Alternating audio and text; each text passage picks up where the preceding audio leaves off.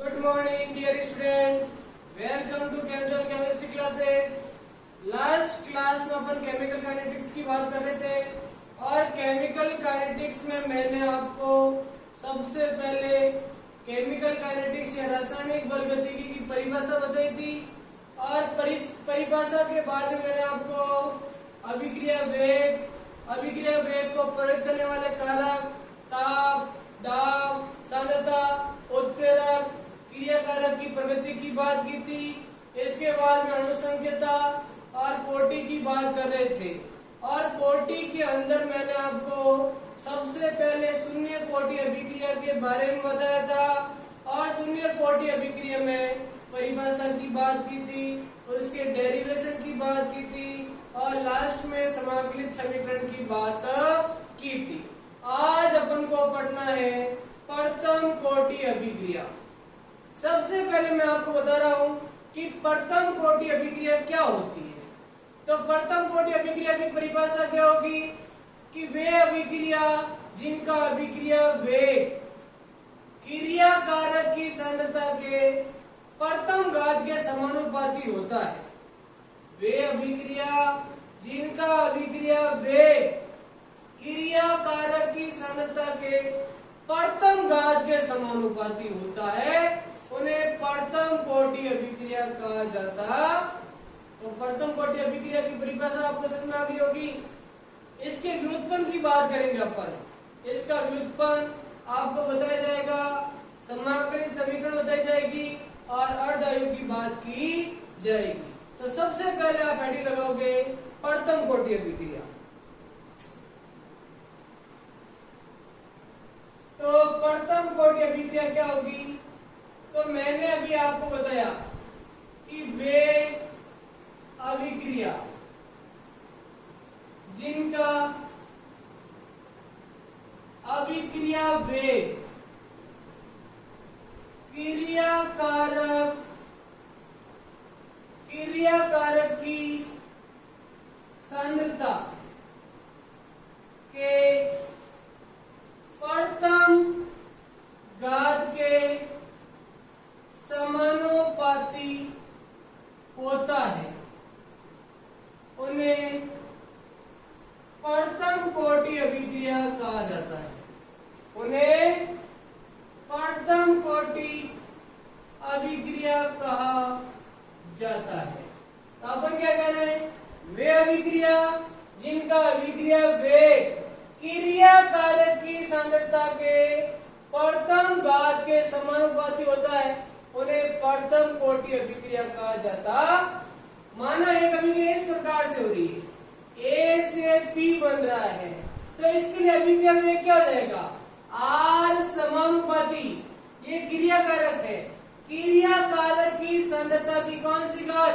प्रथम घात। तो R समानुपाती क्रिया कारक की सांद्रता की घात 1 के समानुपाती होता है और जैसे समानुपाती का निशान हटेगा तो क्या आएगा? K आएगा और K आपका क्या होता है?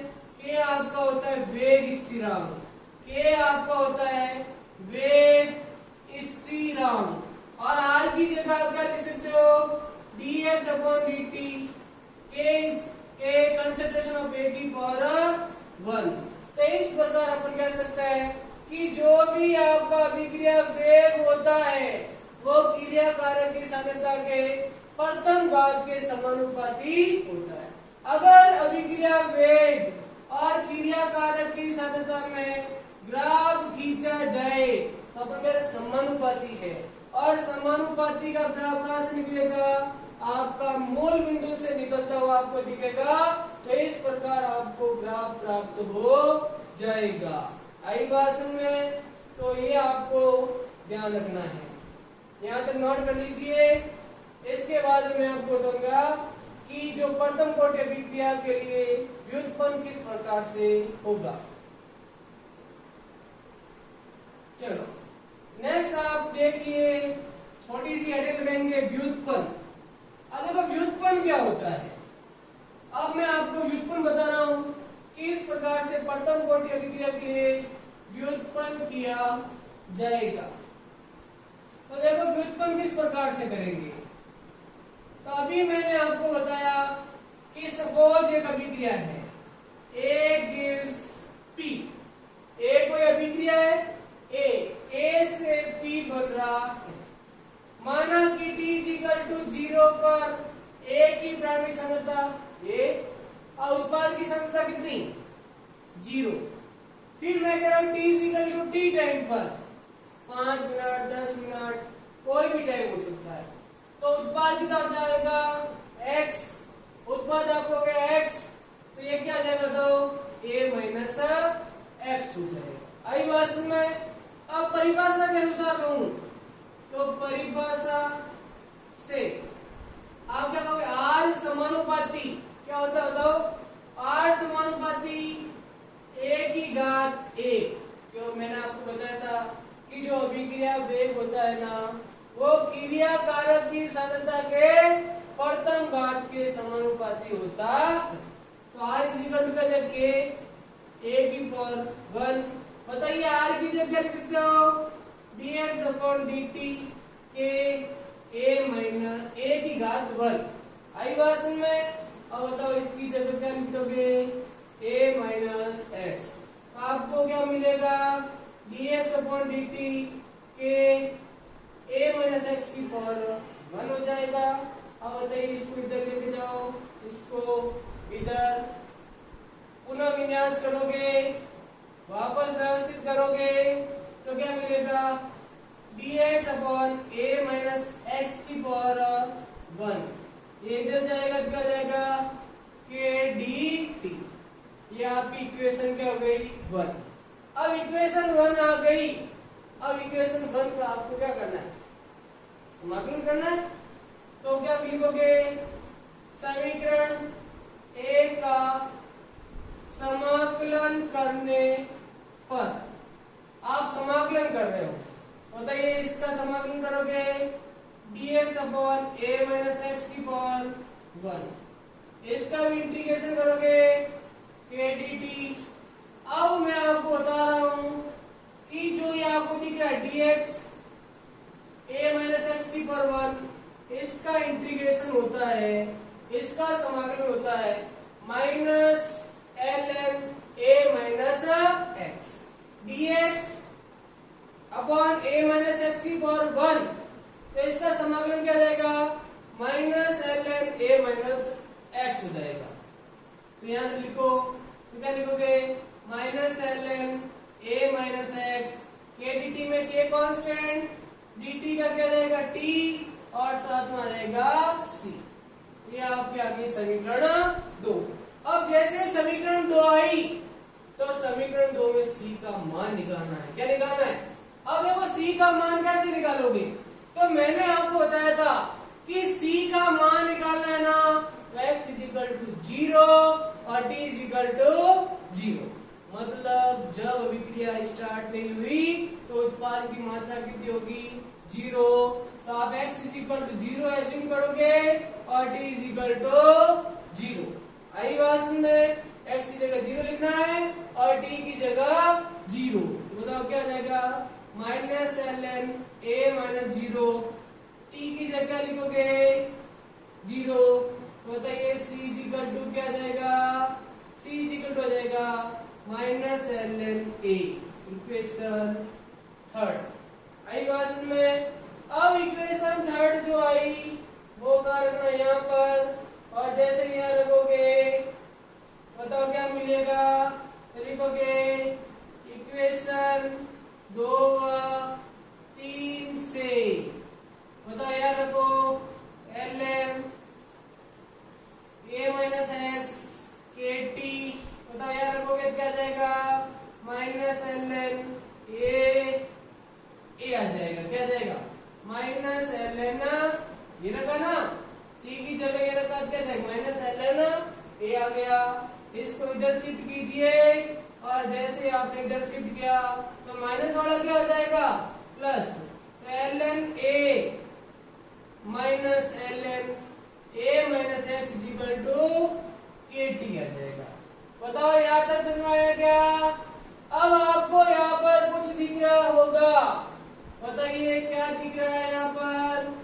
यहाँ पर आपको कुछ कुछ दिख रहा होगा, आपने कभी पढ़ा होगा log m minus log m दिख रहा है आपको, और आपने एक सूत्र पढ़ा होगा कि log m भाग n, तो लिखते हैं log m minus log n, ये लिखते हैं।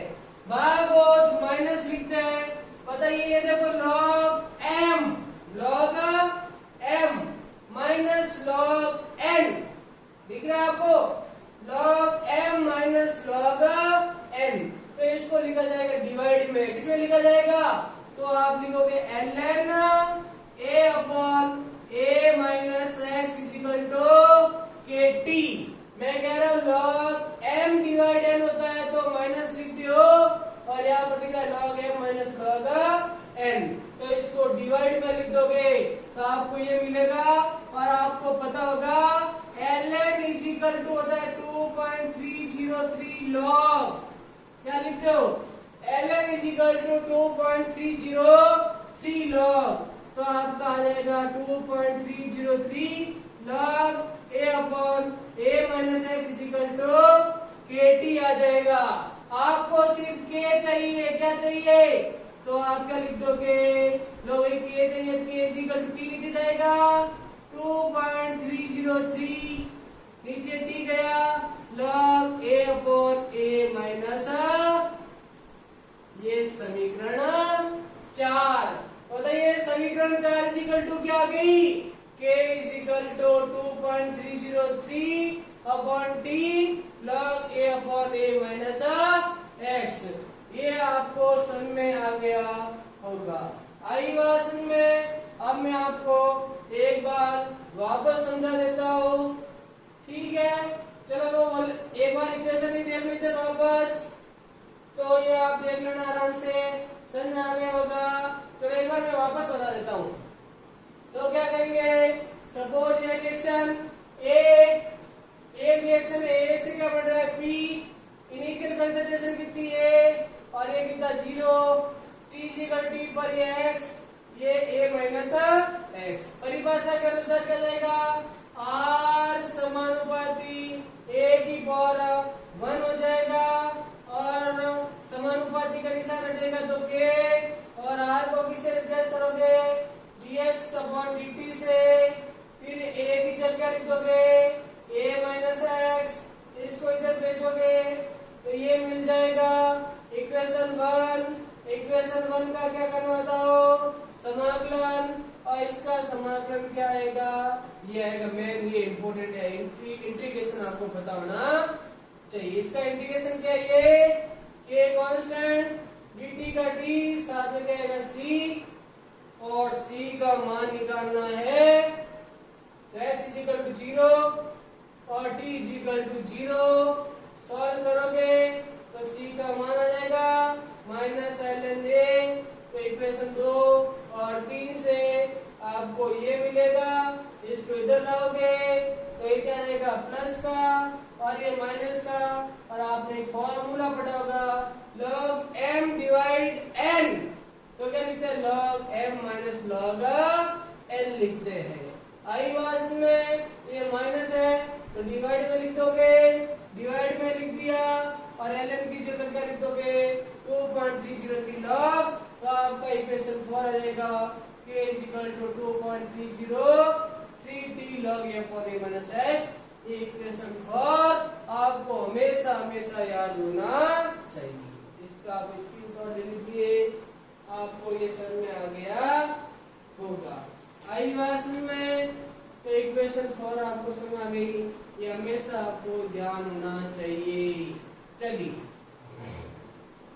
मेन इक्वेशन 4 है डेरिवेशन की, ये हमेशा आपको याद रखनी है।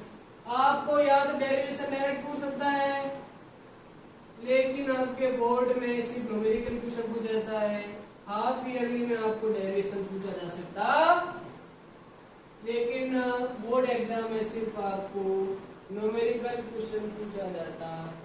आई बात में, चलिए यहाँ तक आपको समझ में आ गया होगा। अब मैं आपको बता रहा हूँ अर्धआयु, क्या बता रहा हूँ, अर्धआयु। वैसे शून्य कोटि अभिक्रिया मैंने आपको पढ़ाई थी, तो उस समय अर्धआयु की परिभाषा बताई थी। बताइए अर्धआयु क्या होती है?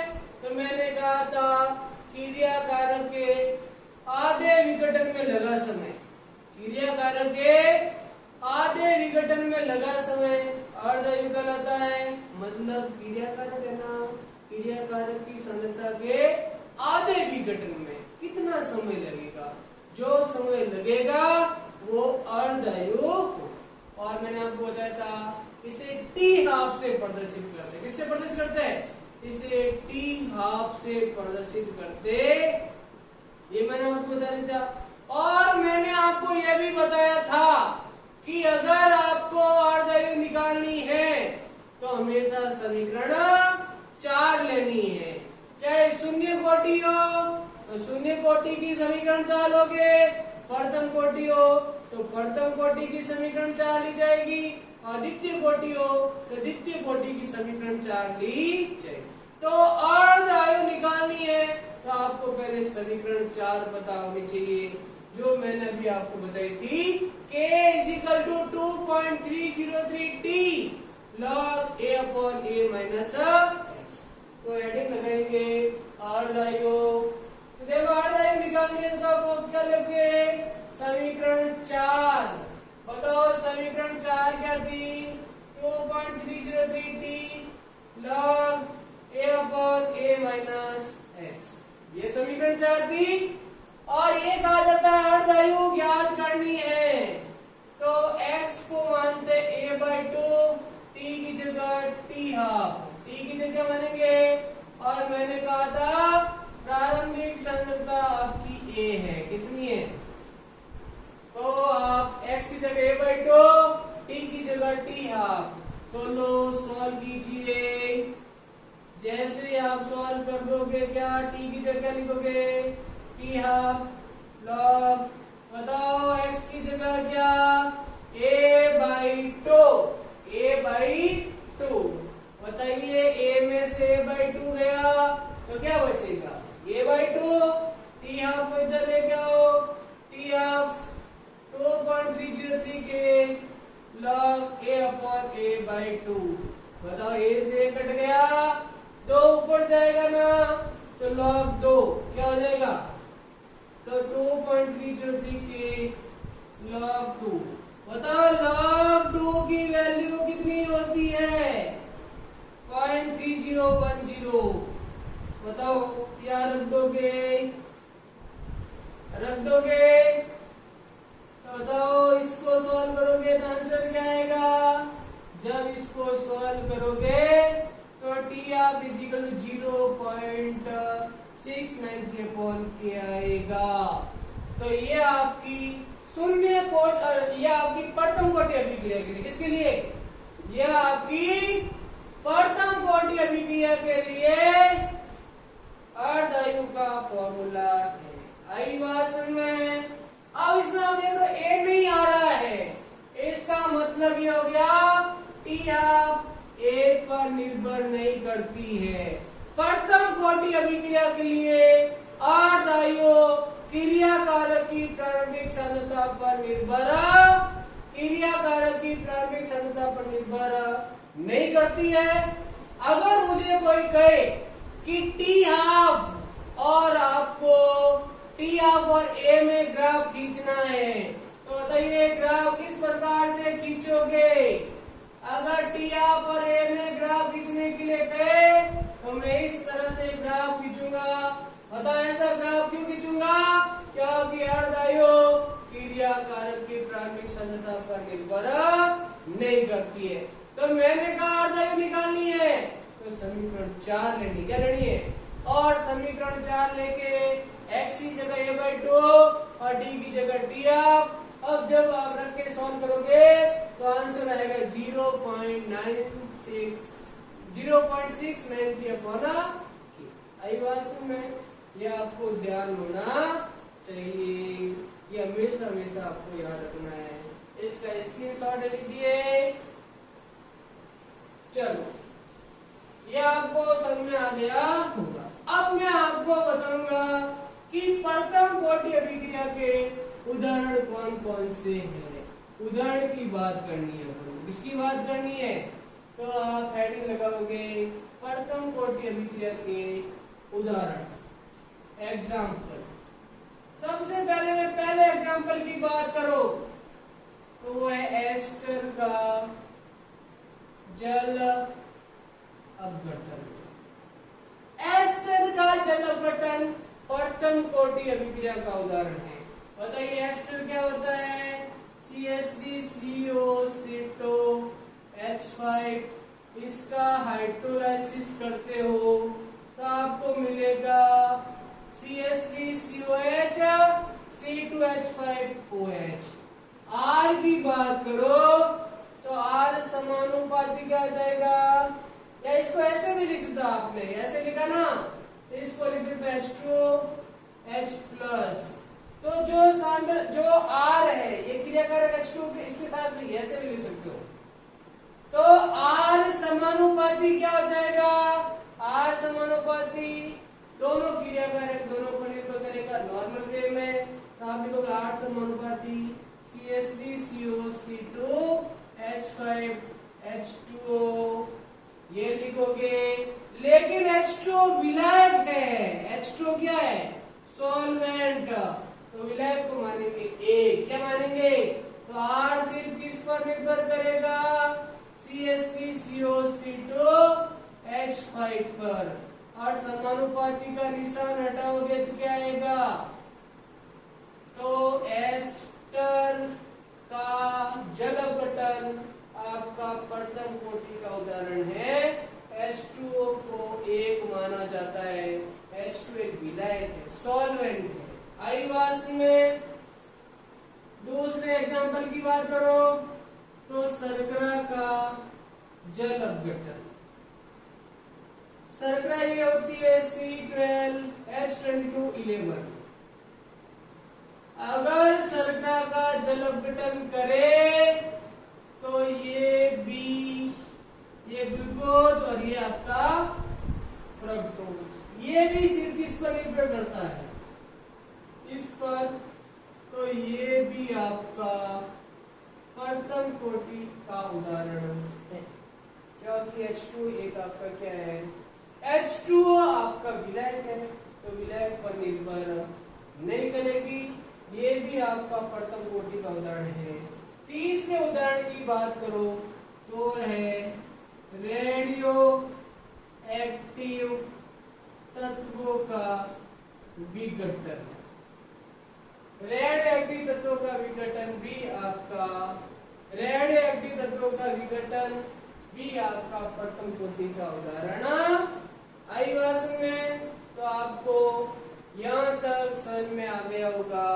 तो इस प्रकार से आपकी पहले प्रथम कोटि अभिक्रिया की परिभाषा हुई, उसका व्युत्पन्न हुआ, अर्धआयु निकालना मैंने आपको बताया, और उसके बाद मैंने आपको उदाहरण बताए हैं। आई भाषण में इसकी नेक्स्ट क्लास में आपको प्रथम कोटि अभिक्रिया पर आधारित आंकिक प्रश्न कराए जाएंगे, और बोर्ड एग्जाम में 100% आंकिक सवाल परीक्षा में पूछे जाते हैं, उनकी चर्चा अपन करेंगे नेक्स्ट क्लास में। Thank you.